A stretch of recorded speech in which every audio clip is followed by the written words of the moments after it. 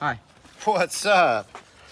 What do you think you have? We got actually 2 drums, 1 hose clip, and brake shoes. Which I'm For guessing. the Chevy over there? Yep, for the Chevy. So we got more parts, like Bobby was saying. We got an order today. So hopefully, I meant to call. What's that place called? Napa? Yesterday. I'll call Napa today and see if the other drums are in, or when they might have an idea when the drums are coming in. Is it drum brakes all around? Yes. Oh. Yes.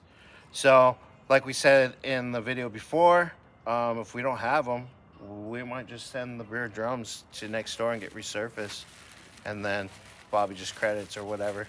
Yeah. However that works. I don't deal with that paperwork. So, yay. That's good. All right, guys. Well, I'm hoping, if everything goes right, Friday afternoon, Saturday morning, you ready to do some drum brakes? Yep. Have you ever done drum brakes? Nope. Oh, you're learning. Yeah. It's not that bad when you do. Done disc, but not drum. Yeah. All right, guys. Well, that's it for this one.